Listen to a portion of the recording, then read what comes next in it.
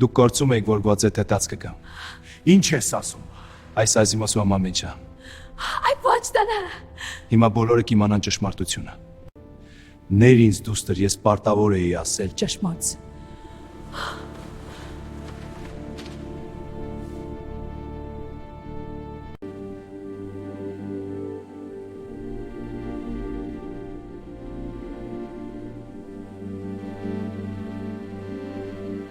Փեսան հարսանիքի ժամանակ բացահայտեց հարսնացուի ծնողների գաղտնիքը։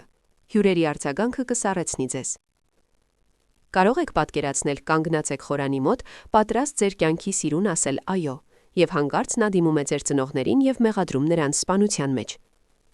300 հյուրերի առջև։ Հնչում է ինչպես ֆիլմի սցենար, բայց դա իրականում տեղի է ունեցել։ Եվ երբ իմանաք, թե ինչ են արել այդ ծնողները եւ որքան ժամանակ են թաքցրել դա, կհասկանաք, թե ինչու է այս փեսացուն ընտրել իր հարսանիքի օրը արդարադատություն փնտրելու համար։ Պատրաստվեք, քանի որ այս պատմությունը ձեզ անխոս կթողնի սկզբից մինչև վերջ։ Գաբրիել Ֆերեյրան 34 տարեկան էր, երբ հանդիպեց Իզաբելա Կոստային։ Դա տեղի ունեցավ Բելու Օրիզոնտիում կայացած իրավաբանական համաժողովում, որտեղ Գաբրիելը քրեական պաշտպանության փաստաբան էր, իսկ Իզաբելան դատախազ։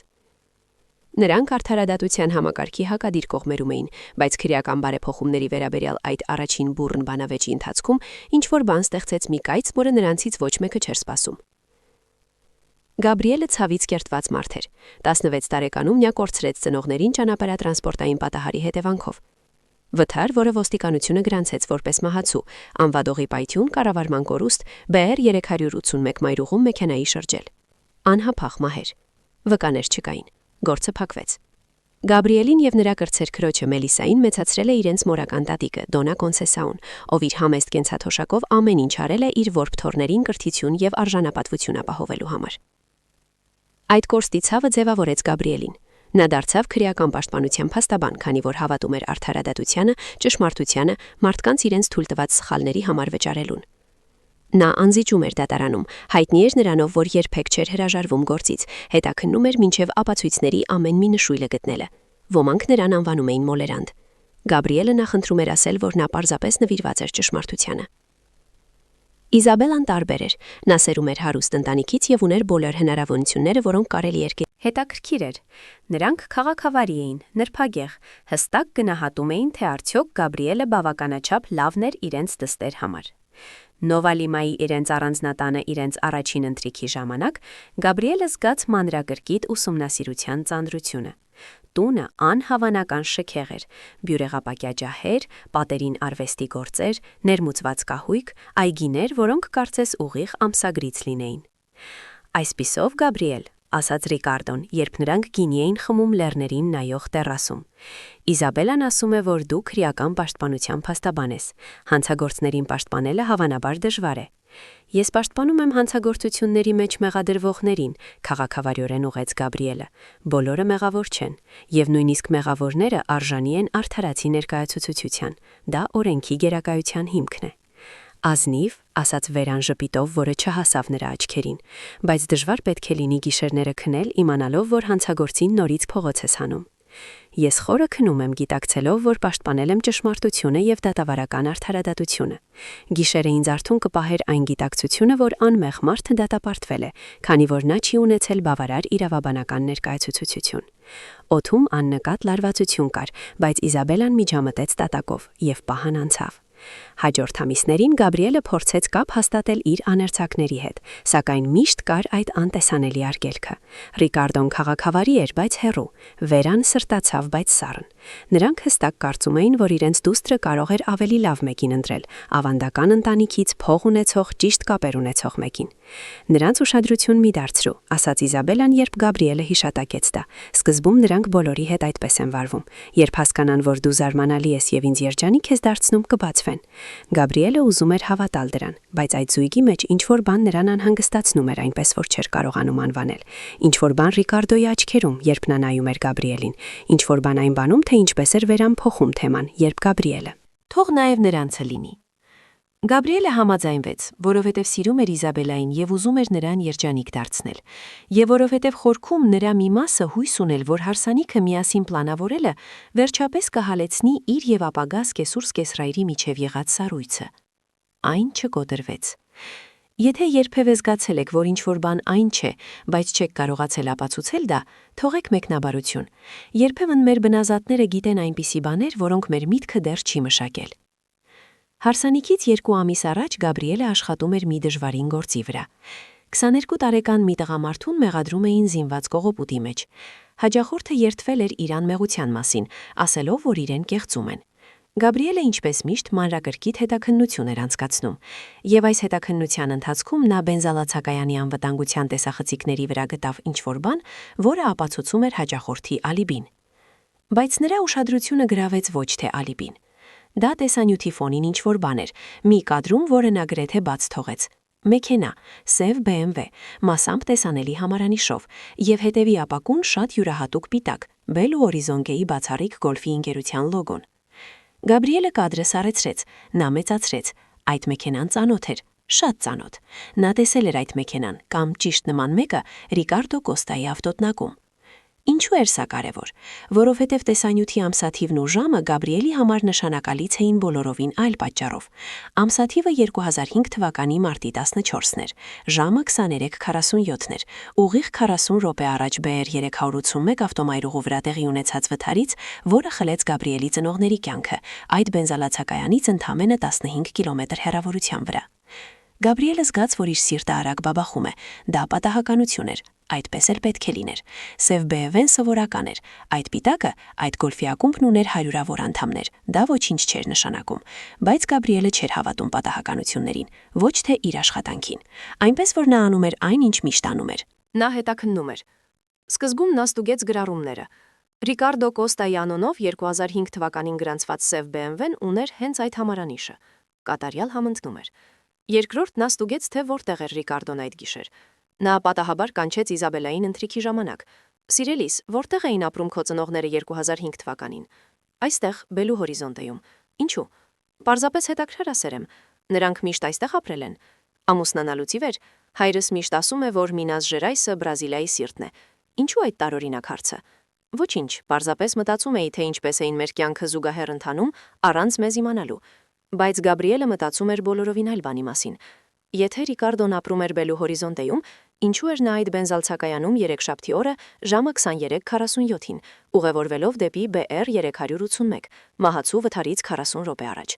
Գաբրիելը հասանելիություն ստացավ ծնողների վթարի վերաբերյալ ֆայլերին։ Նա 16 տարեկան էր, երբ դա տեղի ունեցավ, եւ տատիկը ամեն ինչ կարգավորել էր։ Նա երբեք մանրամասն չէր ուսումնասիրել մանրամասները։ Նա չափազանց փոքր էր, չափազանց վշտացած։ Նա պարզապես ուզում էր մոռանալ։ Բայց հիմա նա կարդում էր յուրաքանչյուր բառը։ Ոստիկանության արձանագրության մեջ գրված էր. Արջևի ձախ անվադողի պայթյուն։ Վարորդը կորի վրա կորցրել էր կառավարումը, մեքենան 3 անգամ շրջվել էր։ Ակնթարթային մահեր։ Մեքենայի վրա այլ հետքեր չկան, այլ մեքենաների ներգրավվածության որևէ ապացույց չկա։ Գրանցվել է որպես վթար։ Սակայն կար մի ծանոթագրություն, որը Գաբրիելը նախկինում չէր տեսել։ Անանուն վկան զանգահարել է ոստիկանություն, հայտնելով, որ տեսել է մութ մեքենա, որը մեծ արագությամբ հեռանում էր դեպքի վայրից, աղմուկը լսելուց կարճ ժամանակ անց։ Ոստիկանությունը կարճ ժամանակով հետաքննություն է անցկացրել, բայց ոչինչ չի գտել, եւ այն որակել է որպես կապ չունեցող դեպքի վայր։ Մութ մեքենա, արագությամբ հեռանում է, լքում է դեպքի վայրը։ Գաբրիելը սրտխառնոց զգաց։ Ոչ, այդպես չէր կարող լինել։ Նա կապեր էր տեսնում այնտեղ, որտեղ դրանք չկային։ Նա թույլ էր տալիս, որ քննիչի իր աշխատանքը հորինի դավադրություններ։ Բայց նա չէր կարողանում կանգ առնել։ Նա ստուգեց Ռիկարդոյի BMW-ի սպասարկման գրառումները։ 2005 թվականի մարտի 15-ին վթարից 1 օր անց մեքենան տարվեց մասնագիտացված արհեստանոց, արջևի բամպերի լայնածավալ վերանորոգում, կապոտի լրիվ վերաներկում, աջ լուսարձակի փոխարինում։ Մեխանիկը գրել է. հաճախորդը հայտնել է ճանապարհին կենթանու հետ բախման մասին։ Բախում կենթանու հետ։ Նույն գիշերը։ Նույն շրջանում։ Մեքենայի արջևի բամպերի վրա, որը վթարի վայրից 40 րոպե հեռավորության վրա էր։ Հաջորդ շաբաթ Գաբրիելը անցկացրեց մոլուցքային պարույրի մեջ։ Նա վերակառուցեց ժամանակացույցը, նա ստուգեց յուրաքանչյուր մանրուք։ Եվ որքան շատ էր նա ուսումնասիրում, այնքան ավելի պարզ էր դառնում պատկերը։ Սարսափելի։ Անհնար էր անտեսել։ Այդ գիշերը Ռիկարդո Կոստան վարում էր BR381-ով։ Նա գտնվում էր Գաբրիելի ծնողների մեքենայի ետևում։ Եվ ինչ որ բան պատահեց։ վտանգավոր վազանցի մանևր։ Միտումնավոր բախում, իսկական վթար, որը նա փորձել էր թաքցնել։ Գաբրիելը ճշգիրտ մանրամասները չգիտեր, բայց նա գիտեր, որ պայթած անվադողը հեշտությամբ կարող էր առաջանալ մեկ այլ մեքենայի կողմային բախման հետևանքով։ Նա գիտեր, որ դեպքի վայրից մեծ արագությամբ հեռացող մուգ մեքենան համապատասխանում էր BMW-ին։ Դուք գիտեիք, որ BMW-ի վնասը, բամպերը, կապոտը, լուսարացակը համապատասխանում էին հետևից կամ կողքից բախման։ Եվ ես գիտեի, որ Ռիկարդո Կոստան երբեք չէր ներկայացել։ Ես երբեք չէի նշել, որ այդ գիշեր ճանապարհին էր եղել։ Նա մեքենան տարել էր վերանորոգման եւ ասել, որ կենթանու է վրաերթի ենթարկել։ Գաբրիելը 2 շաբաթ չէր կարողանում քնել։ Ինչպես էր նա դիմակայելու դրան։ Արդյոք դա իր երևակայությունն էր։ Արդյոք նա իրական ապացույցներ ուներ, թե նա ստեղծում էր պատմություն հիմնված պատահականությունների վրա։ Ապա նա գտավ վերջին ապացույցը։ Վթարի մասին մի հին թերթային հոդված։ Եվ այդ հոդվածում կար կարճ հարցազրույց Գաբրիելի տատիկի, Դոնա Կոնսեյսաուի հետ։ Նա նշեց, որ վթարից մի քանի րոպե առաջ իր որդինը Գաբրիելի հայրը զանգահարել էր իրեն եւ ասել, որ սև մեքենայով մի խենթ վարորդ ագրեսիվ կերպով վարում էր իր հետևից, միացնում էր լուսարացակները եւ փորձում վտանգավոր կերպով շրջանցել։ Դա նրա վերջին զանգն էր մահից առաջ։ Սև մեքենա, ագրեսիվ վարում է, փորձում է վազանց կատարել։ Գաբրիելը փսխեց։ Նա բառացիորեն վազեց լոգարան եւ փսխեց, մինչեւ ստամոքսում ոչինչ չմնաց։ Տղամարդը, որը պետք է դառնար իր աները։ Այն կնոջ հայրը, որին նա սիրում էր։ Նա սպանել էր իր ծնողներին։ Իմ հայրը սպանեց քո ծնողներին։ Գաբրիելը նրան ցույց տվեց տորթի նմուշներ, եւ Գաբրիելը ցանկացավ կորալ։ Նա գրեթե պատմեց նրան, 1000 անգամ գրեթե ասաց, բայց ինչ որ բան կանգնեցրեց նրան։ Իզաբելան սիրում էր իր ծնողներին։ Ինչպես կարող էր նա ոչնչացնել դա։ Ինչ կլիներ, եթե նա սխալվում էր։ Ինչ կլիներ, եթե այդ ամենը բարդ զուգադիպություն էր։ Այսպիսով Գաբրիելը արեց այն, ինչ լավագույնս գիտեր։ Նա շարունակեց հետաքննությունը։ Նա վարձեց մասնավոր քննիչի։ Նա խնդրեց նրան ամբողջությամբ վերակառուցել գործը։ Եվ շաբաթներ անց քննիչը վերադարձավ զեկույցով, որը հաստատում էր բոլոր կասկածները։ Հետագծի վերլուծությունը ցույց տվեց, որ Գաբրիելի ծնողների մեքենան հարվածվել է հետևից ձախ կողմից, ինչը հանգեցրել է կառավարման կորստի։ Անվադողերի հետքերը համապատասխանում էին մեկ այլ մեքենայի մեծ արագությամբ հեռացմանը, եւ քննիչը կարողացավ գտնել այն մեխանիկին, որը 2005 թվականին աշխատել էր Ռիկարդոյի BMW-ի վրա։ Մեխանիկը, որն այժմ թոշակառու է, հիշում էր մեքենան։ Ես երբեք չեմ մոռացել այն, ասաց նա,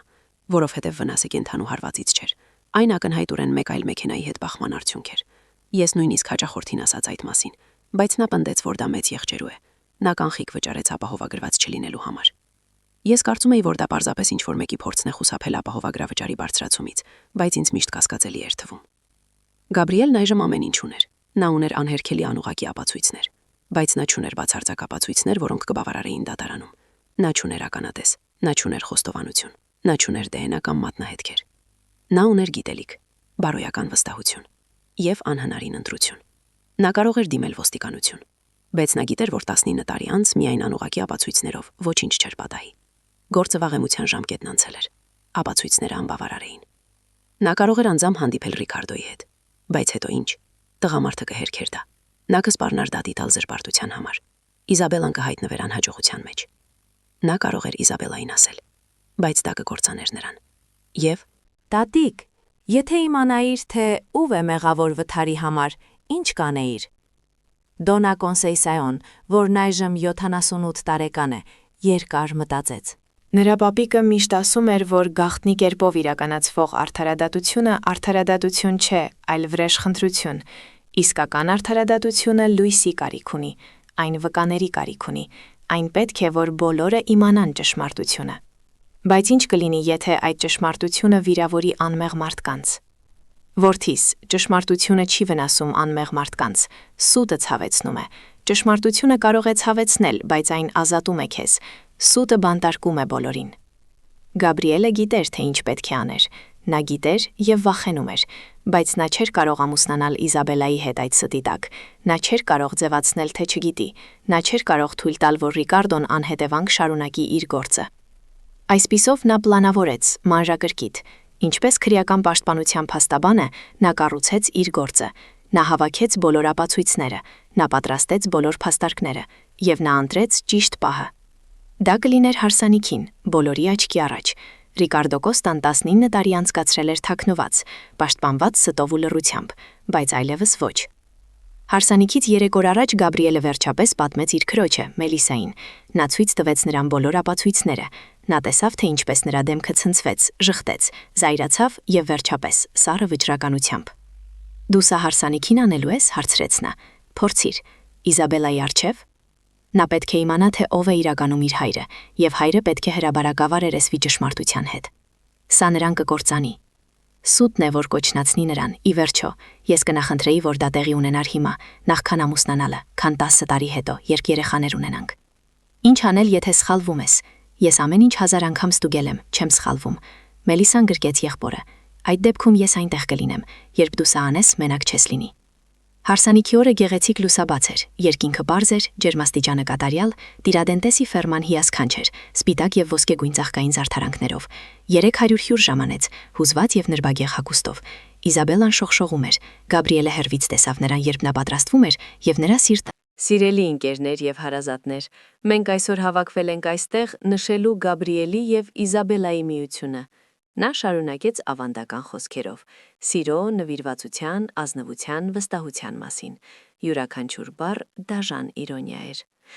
Ապա եկավ երթումների մասին մասը։ Գաբրիել, խոստանում ես սիրել, պատվել եւ հարգել Իզաբելային քո կյանքի ամեն օր։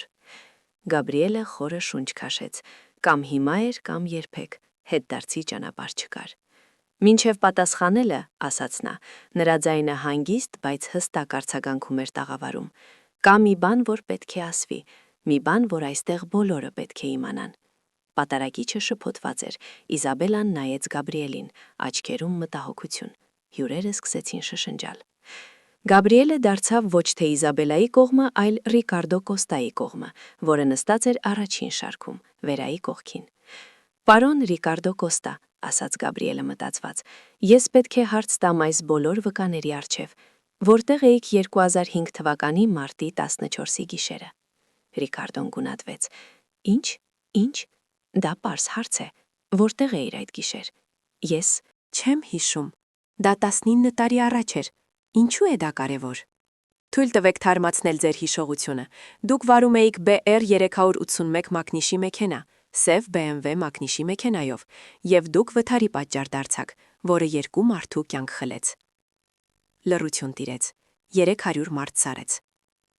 Դու խելագար ես, փորձեց ծիծաղել Ռիկարդոն, բայց նրա խոսքերը դուրս եկան խեղդելով նրան։ Չգիտեմ ինչի մասին ես խոսում։ Չգիտես։ Գաբրիելը բաճկոնի ներքին գրպանից հանեց մի ծրար, ապա գուցե այս փաստաթղթերը օգնեն։ Անվտանգության տեսախցիկի տեսագրություն, որը ցույց է տալիս ձեր մեքենան վթարից 40 րոպե առաջ։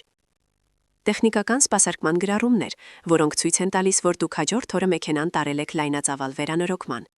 Ձեր մեքենայի վրա աշխատող մեխանիկի հայտարարությունը, որ վնասը համապատասխանում է մեքենայի բախմանը, այլ ոչ թե կենթանու հարվածին, ինչպես դուք պնդում էիք։ Վերան կանգնած էր հիմա։ Գաբրիել, սա աբսուրդ է, անմիջապես դադարեցրու սա։ Այդ վթարի ժամանակ զոհված 2 մարդիկ, շարունակեց Գաբրիելը, նրա ձայնը սկսեց դողալ, բայց հաստատուն դառնալ։ Իմ ծնողներն էին, ես 16 տարեկան էի, քույրս 14, եւ դուք, պարոն Ռիկարդո, մեզ որբեր թողեցիք, եւ ապա 19 տարի անցկացրիք վաղ կենքով, մինչ մենք հաղթահարում էինք ցավը։ Իզաբելան հիմա լաց էր լինում։ Գաբրիել, ինչ ես ասում, սա չի կարող ճիշտ լինել։ Շարունակեք դիտել մինչև վերջ, քանի որ Իզաբելայի եւ հյուրերի արձագանքը ձեզ լիովին կսարեցնի։ Ճիշտ է, ասաց Գաբրիելը, նայելով իր հարսնացուին արդյունքներով աչքերում։ Վերջին 6 շաբաթները ես անցկացրել եմ հետաքննություններով, փորձել եմ գտնել այլընտրանքային բացատրություն։ Աղոթում էի, որ սխալվում եմ, բայց չեմ սխալվում։ Նա դարձավ Ռիկարդոյի կողմը։ Դու ուզում ես բոլորին պատմել, թե իրականում ինչ է պատահել այդ գիշեր, թե պետք է ես պատմեմ։ Ռիկարդոն դողում էր, դեմքը կարմրած։ Դու ինձ համար թակարդ ես լարում, սա շորթում է։ Դա շորթում չէ, երբ դա ճիշտ է։ Գաբրիելը բացեց ծրարը եւ սկսեց փաստաբղթերի պատճայները բաժանել մոտակա հյուրերին։ Հայրս մահից մի քանի րոպե առաջ զանգահարեց տատիկիս։ Նա ասաց, որ սև մեքենայով մի վարորդ ագրեսիվ կերպով վարում էր իր ետևից։ Փորձում էր վտանգավոր կերպով շրջանցել ոլորապտույտ ճանապարհով։ Նա վախեցած էր։ Րոպեներ անց ծնողներիս մեքենան շրջվեց։ Ոստիկանությունն ասաց, որ անվադողի պայթյուն է եղել։ Սակայն վերջերս կատարված վերլուծությունը ցույց է տալիս, որ դա կողային բախում է եղել։ Ինչ որ մեկը նրանց հարվածել է հետևից, ձախ կողմից, ինչի հետևանքով նրանք կորցրել են վերահսկողությունը։ Իսկ այն սև մեքենան, որը վկան տեսավ արագությամբ հեռանալիս, դա BMW էր, ճիշտ ծերի նման։ Վնասված էր արջևի բամպերը, ճիշտ այնպիսին, ինչպիսին հաջորդ օրը տարակ նորոգման։ Մարդիկ կարդում էին փաստաթղթերը, լայն բացված աչքերով։ Ոմենք սարսափով նայում էին Ռիկարդոին։ Մյուսները անհավատությամբ նայում էին Գաբրիելին։ Ռիկարդոն վերջապես խոսեց ցածր ձայնով. Դա պատահականություն էր։ Տաղավարը պայթեց շուշուկներից։ Ինչ, անհավատորեն ասաց Գաբրիելը։ Դա վթար էր, կրկնեց Ռիկարդոն, ձայնն այժմ ավելի բարձր հուսահատ։ Ես չէի ուզում դա անել։ Ես շատ արագ էի վարում։ Ես զայրացած էի, վիճել էի հաճախորդի հետ։ Ես անհամբեր էի։ Ես փորձեցի անցնել այդ մեքենան այնտեղ, որտեղ չպետք է անեի։ Ես չափազանց մոտեցա։ Իմ հայելին հարվածեց նրա մեքենայի հետևի մասին, եւ նրանք կորցրեցին վերահսկողությունը։ Վերան հիմա լաց էր լինում։ Ռիկարդո, դադարիր խոսելուց։ Ոչ վերա, բավական է։ 19 տարին չափազանց երկար է։ Ռիկարդոն նայեց Գաբրիելին, արդյունքները հոսում էին նրա դեմքից։ Ես տեսա, թե ինչպես նրանք հեռացան ճանապարհից։ Ես տեսա, թե ինչպես մեքենան շրջվեց։ Ես կանգ առա։ Ես դուրս եկա։ Բայց երբ մոտեցա, Նրանք արդեն մահացած էին, երկուսն էլ, եւ ես խուճապի մատնվեցի։ Դու խուճապի մատնվեցիր, կրկնեց Գաբրիելը, նրա ձայնը լի էր արհամարհանքով։ Հետո դու փախար, մեքենատ տարար նորոգելու, եւ ոչ մի բառ չասացիր։ Ես ընտանիք ունեի, բիզնես։ Եթե ես հայտնվեի, իմ ամբողջ կյանքը կավարտվեր։ Այս կյանքը ավարտվեց, գոռաց Գաբրիելը, առաջին անգամ կորցնելով ինքնատիրապետումը։ Իմ ծնողները մահացել են։ Նրանք նույնպես ընտանիք ունեին։ Նրանք երեխաներ ունեին, որոնք նրանց կարիքն ունեին։ Եվ դու ավելի շատ քո գործերով էիր մտահոգված։ Իզաբելան այժմ գետնին էր, ծնկի իջած, լաց լինելով։ Ընկերները շտապեցին նրան մխիթարելու։ Ռիկարդոն նույնպես լաց էր լինում։ Գիտեմ եւ ես այս մեղքի զգացումով ապրել եմ ամեն օր։ Ամեն անիծյալ օր։ 19 տարի։ Կարծում ես չեմ մտածել հանձնվելու մասին, որ 1000 անգամ չեմ ուզում խոստովանել։ Բայց դուք չարեցիք դա։ Դուք ընտրեցիք ձեր հարմարավետությունը ճշմարտության փոխարեն։ Դուք ընտրեցիք ձեր հարմարավետությունը երկու որբ երեխաների արդարությունը տալու փոխարեն, որին նրանք արժանի էին։ Մելիսան վեր կացավ հյուրերի միջից։ Ես 14 տարեկան էի, ասաց նա ձայնը կտրելով։ 14 տարեկան էի, երբ մեր ծնողները մահացան։ Իսկ դու գործնական ընթրիքների էիր։ Ընդլայնում էիր քո դիլերային կենտրոնները։ Ապրում էիր առանձնատներում։ Մինչ իմ տարեց տատիկը դժվարանում էր մեզ իր թոշակով մեծացնել։ Վերան փորձեց պաշտպանել ամուսնուն։ Դա պատահականություն էր։ Նա չէր ուզում։ Ես չէի ուզում նրան սպանել, բայց ուզում էի փախչել։ Հակադարձեց Մելիսան։ Ես ուզում էի ստել։ Ես ուզում էի մեզ թողնել առանց պատասխանների, առանց արդարադատության, առանց նույնիսկ իմանալու, թե իրականում ինչ է պատահել։ Հյուրերը լիովին ապշած էին, ոմանք լաց էին լինում, մյուսները զայրացած էին։ Շատերը սկսեցին հեռանալ, չցանկանալով դրա մասը կազմել։ Գաբրիելի ընկերոջ թոշակառու ոստիկանի հայրը մոտեցավ Ռիկարդոին։ Պարոն Կոստա, խոստովանում եք, որ մասնակցել եք մահացու նրա երթի։ Ռիկարդոն նայեց տղամարդուն եւ դանդաղ գլխով արեց, ամբողջ պայքարը լքելով նրան։ Այո, ես խոստովանում եմ։ Ես եմ վթարի պատճառը, եւ ես փախել եմ, եւ ես թաքնվել եմ 19 տարի։ Ապա ես ստիպված կլինեմ խնդրել ձեզ գալ ինձ հետ։ Ես կկանչեմ ոստիկանություն։ Իզաբելան գոռաց. Ոչ, հայրիկ, ոչ։ Նա վազեց Ռիկարդոյի մոտ, գրկելով նրան։ Դու չես կարող խոստովանել, նրանք քեզ կձերբակալեն, դու բանտ կգնաս։ Ռիկարդոն գրկեց դստերը, լաց լինելով։ Ես արժանի եմ սրան, դուստր։ Ես միշտ արժանի եմ դրան, եւ ես հոգնել եմ այս բեռը գրելուց։ Բայց ես պատրաստ չեմ քեզ կորցնելու։ Դու ինձ չես կորցնի, դու կունենաս ճշմարտությունը, եւ դա է ամենակարևորը։ Գաբրիելը ամեն ինչին հետևում էր հակասական զգացմունքներով։ Նա հասել էր այն ամենին, ինչ ուզում էր՝ հրապարակային խոստովանության, արդարության, ճշմարտության, բայց տեսնելով Իզաբելային կործանված, տեսնելով Ռիկարդոյի մեջ սիրած մարդուն փլուզվելը, նա ոչ մի հաղթանակ չզգաց, նա միայն դատարկություն զգաց։ Իզաբելան վերջապես դարձավ դեպի Գաբրիելը, որի դեմքը ներկված էր արցունքներով ու դիմահարտարմամբ։ Դու գիտեիր մինչ այսօր։ Ես իմացա 6 շաբաթ առաջ։ Եվ դու ինձ չասացիր, դու թույլ տվեցիր, որ ես պլանավորեմ այս հարսանիքը, դու թույլ տվեցիր, որ ես պատրաստվեմ կյանքիս լավագույն օրվան, իսկ հետո դու հրապարակավ ոչնչացրեցիր ամեն ինչ։ Ես չգիտեի ինչպես քեզ ասել, եւ չէի կարող։ Ես չէի կարող քեզ հետ ամուսնանալ իմանալով սա եւ ոչինչ չանելով։ Այսինքն դու օգտագործեցիր ինձ։ Դու մեր ամուսնությունն օգտագործեցիր որպես քո վրեժխնդրության հարթակ։ Դա վրեժ չէր, դա արդարադատություն էր։ Արդարադատություն, գոռաց Իզաբելան։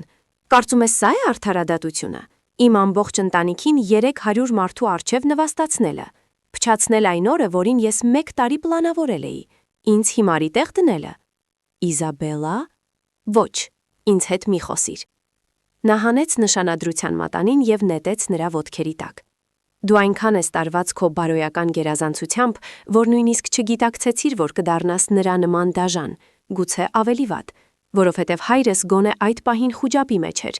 դու սա սառնորեն պլանավորել էիր շաբաթներ շարունակ։ Նա շրջվեց ու փախավ, իսկ հարսնաքույրերը վազում էին նրա հետևից։ Ոստիկանությունը ժամանեց 20 րոպե անց, նրանք Ռիկարդոյին ձերբակալեցին։ Վերան գնաց նրա հետ, մաքուր ատելությամբ նայելով Գաբրիելին։ Հյուրերի մեծ մասն արդեն հեռացել էր, ոմանք վրդովված Ռիկարդոյից, ոմանք վրդովված Գաբրիելից, բոլորը ցնցված էին։ Դոնյա Կոնսեսիաուն մոտեցավ թորնիկին։ Դու արեցիր այն, ինչ պետք է անեիր, ասաց նա նրբորեն։ Բայց ինչ գնով որդիս։ Գաբրիելը շուրջը նայեց դատարկ տաղավարում, որը զարդարված էր չկայացած հարսանիքի համար, եւ պատասխան չստացավ։ Հաջորդ օրերին պատմությունը պայթեց, տեղական լրատվամիջոցները լուսաբանեցին այն, ապա ազգային լրատվամիջոցները։ Փեսան բացահայտում է աներոջը որպես իր սեփական հարսանիքի ժամանակ ծնողների մահվան պատասխանատու վերնագիրներ ամենուրեք։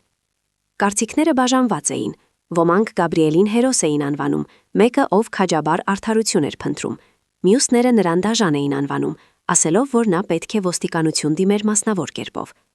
Շատերը վիճում էին, թե արդյոք հարսանիքին ամեն ինչ բացահայտելը արդարացված էր, թե պարզապես սադիստական վրեժխնդրություն։ Ռիկարդոյին պաշտոնապես մեղադրանք առաջադրվեց մարդասպանության համար, դեպքի վայրից փախուստի դիմելու համար։ Նրա փաստավանը պնդեց, որ չափազանց շատ ժամանակ է անցել, որ ապացույցները անուղղակի են եւ որ խոստովանություն Այդ գաղտնիքը 19 տարի կրել է ինձ ներսից սպանում էր։ Ընտանեկան յուրաքանչյուր ընթրիք տանջանք էր։ Ամեն անգամ, երբ նայում էի Իզաբելային, մտածում էի այն երեխաների մասին, որոնց որբ թողեցի։ Դու ստիպեցիր ինձ դիմակայել այն ամենին, ինչ արեցի, եւ դա սարսափելի է, բայց ավելի լավ է, քան ստի մեջ ապրելը։ Գաբրիելը չգիտեր ինչ ասեր։ Իզաբելան դեռ սիրում է քեզ, շարունակեց Ռիկարդոն։ Նա զայրացած է, վիրավորված, բայց երբ նա խոսում է քո մասին, ես դա տեսնում եմ նրա աչքերում։ Նա սիրում է քեզ։ Նա երբեք ինձ չի ների։ Գուցե ոչ, կամ գուցե ժամանակի ընթացքում նա կհասկանա, թե ինչու ես արել այն, ինչ արել ես, բայց ամեն դեպքում իմացիր, որ չես սխալվել պահանջելով ճշմարտությունը։ Քո գործելակերպը կարող է սխալ լինել, բայց քո սկզբունքը ճիշտ էր։ Դատավարությունն ավարտվեց Ռիկարդոյի դատապարտմամբ 8 տարվա ազատազրկմամբ, որը նվազեցվեց մինչև 4 տարվա լավ վարքի եւ խոստովանության համար։ Դա ավելի քիչ էր, քան Գաբրիելը կցանկանար, բայց ավելին, քան շատերը կարծում էին, որ կպատահեր, հաշվի առնելով անցած ժամանակը։ Չեղարկված հարսանիքից 1 տարի անց Գաբրիելը աշխատում էր մինչև ուշ գիշեր, երբ նրան անսպասելի այցելություն տվեց Իզաբելան։ Նա տարբեր էր, ավելի նիհար կարճ մազերով, աչքերում կար մի թխրություն, որը նախկինում չէր եղել,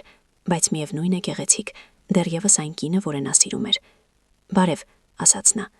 Բարև, դուք ուզում եք ներս մտնել։ Նրանք նստած էին նրա գրասենյակում, նրանց միջև խորը լռություն էր տիրում։ Ինչպես ես, վերջապես հարցրեց Գաբրիելը։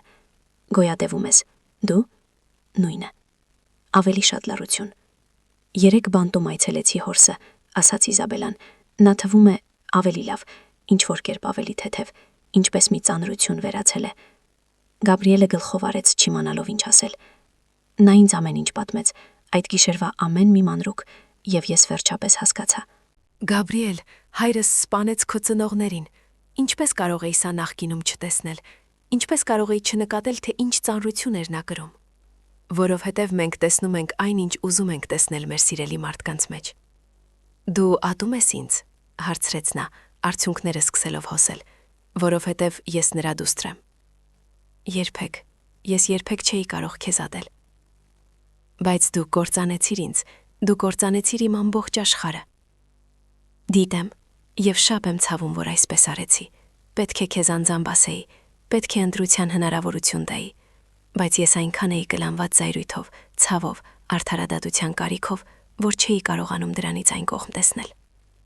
Իզաբելան լուր լաց եղավ։ Ես քեզ շատ էի սիրում։ Ես ամբողջ կյանքս քեզ հետ էի անցկացնելու։ Ես էլ քեզ սիրում էի։ Ես դեռ սիրում եմ քեզ։ Բայց մենք չենք կարող հետ գնալ։ Գիտես դա չէ։ Ամեն ինչից հետո ոչ։ Գաբրիելը գլխով արեց եւ վերջապես արդյունքները հոսեցին։ Գիտեմ։ Ես պետք է տեսնեի քեզ։ Ես պետք է ասեի քեզ, որ հասկանում եմ, թե ինչու ես դա արել։ Ես համաձայն չեմ նրա հետ, թե ինչպես ես դա արել, եւ դա դեռ ցավում է, բայց ես հասկանում եմ, եւ ես ներում եմ քեզ։ Իզաբելա, բայց ներելը չի նշանակում, որ մենք կարող ենք միասին լինել։ Ներելը նշանակում է, որ ես չեմ զայրանա։ Դա նշանակում է, որ ես ուզում եմ, որ դու երջանիկ լինես, նույնիսկ եթե դա ինձ հետ չէ։ Նրանք գրկախառնվեցին, ապագայի երկու կոտրված կտորներ, որը երբեք չէր լինելու, եւ միասին լաց եղան վերջին անգամ։ 5 տարի անց Գաբրիելը մի համաժողովի էր, երբ հեռվից տեսավ Իզաբելային։ Նա մի տղամարդու հետ էր եւ ծիծաղում էր նրա ասածի վրա։ Նա թվում էր երջանիկ, իսկապես երջանիկ, այն թեթև երջանկությունը, որն ուներ մինչև բոլոր ցավերը։ Գաբրիելը ժպտաց, նա արժանի էր դրան։ Նա նույնպես առաջ էր շարժվել, նա չէր ամուսնացել, բայց խաղաղություն էր գտել։ Նա դիմել էր թերապիայի, հաղթահարել իր զայրույթն ու ցավը եւ սովորել, որ արդարությունն ու վրեժը երբեմն շատ նուրբ գծեր են բաժանում։ Ռիկարդոն ազատ արձակվեց 3 տարի անց լավ վարքի համար։ Գաբրիելը փոխադարձ ծանոթներից իմացավ, որ վաճառել է բիզնեսը, գումարի մեծ մասը նվիրաբերել է օրգ երեխաներին օգնող հաստատություններին եւ ապրում էր հանգիստ կյանքով կենտրոնանալով մեղքերը քավելու վրա։ Մելիսան ամուսնացավ եւ երեխաներ ունեցավ, եւ մի օր, երբ նրա զարմիկները հարցրին իրենց երբեք չհանդիպած տատիկների եւ պապիկների մասին, Գաբրիելը պատմեց նրանց ամբողջ պատմությունը, ոչ միայն վթարի, այլև դրանից հետո տեղի ունեցած ամեն ինչի մասին։ Քերի, հարցրեց 10 տարեկան զարմիկը, կարծում ես ճիշտ ես արել։ Գաբրիելը երկար մտածեց. Ես արեցի այն, ինչ կարծում էի, որ այդ պահին պետք է անեի։ Արդյոք դա ճիշտ էր, մասամբ, արդյոք դա սխալ էր, նաեւ մասամբ։ Կյանքն այնքան պարզ չէ, որքան ճիշտն ու սխալը։ Երբեմն դա պարզապես Դժվար ընտրություններ են, հետևանքներով, որոնց հետ դու պետք է ապրես։ Զղջում ես դրա համար։ Ամեն օր, բայց ես նաև գիտեմ, որ եթե դա չանեի, ես նույնպես կզղջայի։ Այնպես որ գուցե հարցը նրանում չէ, թե արդյոք պետք է զղջամ, այլ նրանում, թե ինչպես եմ ապրում իմ կատարած ընտրություններով։ Սա Փեսացուի պատմությունն է, որը Խորանի մոտ բացահայտեց իր հարսնացուի ծնողների գաղտնիքը։ Բայց դա ավելին է, քան դա։ Այն մասին է, թե ինչպես չմշակված վիշտը կարող է մեզ վերածել մարդկանց, որոնց մենք չենք ճանաչում, ինչպես արդարության հետապնդումը կարող է անբաժանելի դառնալ վրեժխնդրությունից, ինչպես երբեմն ճիշտ ընտրություններ չկան, միայն ավելի քիչ սխալ ընտրություններ։ Գաբրիելը ստացավ այն արդարությունը, որին փնտրում էր։ Ռիկարդոն պատժվեց իր արարքի համար։ Ճշմարտությունը բացահայտվել է, բայց գինը բարձր էր, սերը կործանվեց, ընտանիքը քանդվեց, ցավը սերնդեսերունդ բազմապատկվեց։ Արժեր դա, կախված է նրանից, թե ում եք հարցնում։ Գաբրիելի համար, ով կորցրել էր իր կյանքի սերը, բայց հարգել էր ծնողների հիշատակը, պատասխանը բարդ է։ Իզաբելայի համար, ով կորցրեց եւ իր փեսացուն եւ հոր կերպարը, պատասխանը ցավոտ է։ Ռիկարդոյի համար, ով վերջապես դադարեց իրեն սպանող գաղտնիքը կրելուց, պատասխանը տարօրինակ կերպով ազատագրական է։ Եվ թերևս սա է բոլոր ճշմարտություններից ամենամեծը, որ արդարադատությունը հազվադեպ է մաքուր լինում, որ ճիշտ բան անելը հաճախ ցավ է պատճառում, որ ճշմարտությունը չնայած ազատագրող լինելուն, նախ ոչնչացնում է նախքան բուժելը։ Ինչ կանեիք դուք Գաբրիելի փոխարեն։ Կբացահայտեիք նրան հարսանիքի ժամանակ, կգնայիք ոստիկանություն աննկատ, կպատմեիք միայն Իզաբելային, կամ կպահեիք գաղտնիքը եւ կշարունակեիք ձեր կյանքը։ Ճիշտ պատասխան չկա, կամ միայն այն պատասխանը, որի հետ դու կարող ես ապրել։ Եվ Գաբրիելը, մուտք գիշերներին մենակ պարկած, դեռ մտածում է, թե արդյոք ճիշտ պատասխանն է ընտրել։ Բայց նա ընտրեց ճշմարտությունը, եւ իր մասնագիտության մեջ, կորստի վրա կառուցված իր կյանքում, ճշմարտությունը միակ հիմքն էր, որի վրա նա գիտեր կառուցել։ Նույնիսկ երբ այդ ճշմարտությունը ոչնչացրեց այն ամենը, ինչ նա սիրում էր։